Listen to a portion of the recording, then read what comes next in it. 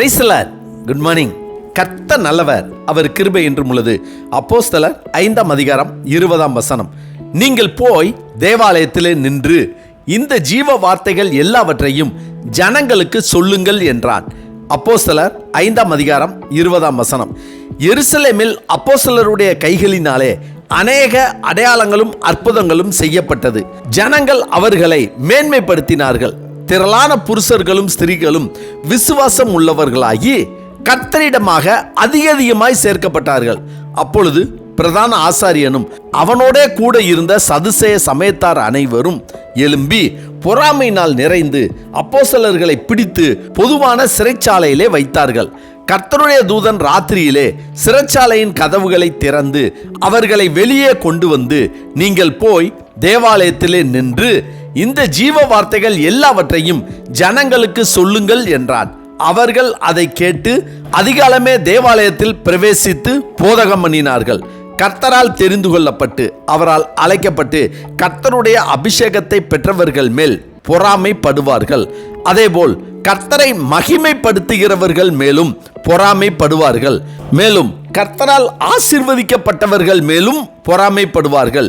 இங்கு பேதுரு மேல் எந்த குற்றமும் இல்லை. அவன் மேல் பொறாமை கொண்டு அவனை சிறைச்சாலையில் வைத்தார்கள். கர்த்தர் தம்முடைய தூதனை அனுப்பி சிறைச்சாலையின் கதவுகளை திறந்து அவர்களை வெளியே கொண்டு வந்தார். அவர்கள் தங்களுக்கு சொன்னபடியே வெளியே வந்து கர்த்தருடைய வார்த்தையை சொல்லி கர்த்தரை மகிமைப்படுத்தினார்கள். மனித அதிகாரங்கள் அவர்களை முடக்க நினைத்த போது தேவனுடைய தூதன் இரவோடு இரவாக சிறைச்சாலை கதவுகளை திறந்து அவர்களை வெளியே கொண்டு வந்தார். நாம் யார் யார் இடத்தில் எந்தெந்த காரியத்திற்காக பேசினாலும் நம் இருதயத்திற்குள் கர்த்தர் இருக்கிறார் என்ற சிந்தையுடன் நம் பேச்சிலும் செய்யும் காரியத்திலும் தேவன் மகிமைப்பட வேண்டும் என்ற எண்ணத்துடன் நாம் பேசும் செய்யும் காரியங்களுக்கு யார் யார் பொறாமையோடு அதை தடுக்க, நம்மை கட்டுப்படுத்த, நம்மை அழிக்க நினைத்து வந்தாலும் அதிலும் தேவனே மகிமைப்பட வேண்டும் என்று தேவனே வருவார். தேவனே தூதனை அனுப்புவார். தேவனே செயல்படுவார். தேவனே அடுத்து என்ன செய்ய என்ற கட்டளையை, பதிலை, வழியை நமக்கு காட்டுவார். கர்த்தருடைய நாமத்தை மகிமைப்படுத்திய பேதுருவை பொறாமையினால் மனிதர்கள் சிறைபிடித்த போது, கட்டிய போது தேவதூதன் வந்து விடுவித்து, நீங்கள் போய் தேவாலயத்தில் நின்று இந்த ஜீவ வார்த்தைகள் எல்லாவற்றையும் ஜனங்களுக்கு சொல்லுங்கள் என்றார். அதாவது அங்கும் தேவனுடைய நாமத்தை மகிமைப்படுத்துங்கள் என்றார்.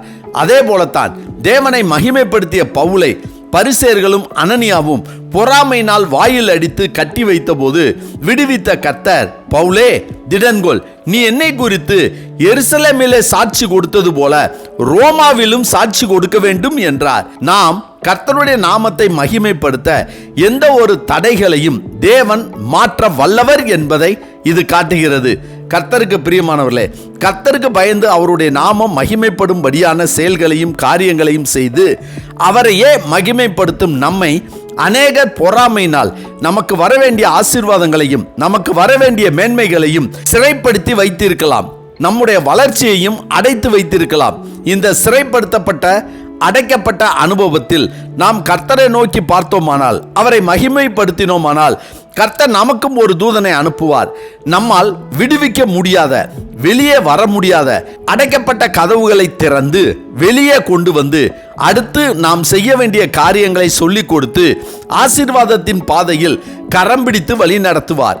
பேதுருக்கு ஒரு தூதனை அனுப்பி அவனை வெளியே கொண்டு வந்ததால் அவன் தேவனை மகிமைப்படுத்தியதைப் போல இன்றும் நம்முடைய சிறையிருப்புகளை மாற்றும்படியாக கர்த்தர் தூதனை அனுப்பி நம்மை விடுவிக்கும் அதே வேளையில் நாமும் தேவாதி தேவனை, கர்த்தாதி கர்த்தரை மகிமைப்படுத்துவோம். கர்த்தருடைய தூதன் நமக்கும் உண்டு.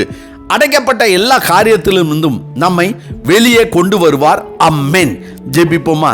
சர்வ வல்லமை உள்ள சேனைகளின் தேவனாகிய கர்த்தாவே, உம்மையே நம்பி விசுவாசத்தோடு உம்மை மகிமைப்படுத்தி வாழ்கிற எங்களை சுற்றி இருக்கிற எல்லா பொறாமை கண்களுக்கும் பொறாமைக்காரர்களுக்கும் அவர்களுடைய செயல்களினால் அடைக்கப்பட்ட எங்களுடைய எல்லா காரியங்களையும் தேவரீர் எங்களுக்கும் ஒரு தேவதூதனை அனுப்பி எங்கள் வாழ்க்கையில் அடைக்கப்பட்ட எல்லா அடைப்புகளையும் எடுத்து போட்டு எங்களுக்கு ஆசீர்வாத கதவுகளை திறந்து அடுத்து நாங்கள் செய்ய வேண்டிய காரியங்கள், வழிகள் பற்றி எங்களுக்கு அறிவிக்க வேண்டும் என ஆண்டவராகிய இயேசு கிறிஸ்துவின் இன்ப நாமத்தில் ஜெபிக்கிறோம் நல்ல பிதாவே. ஆமென் ஆமென்.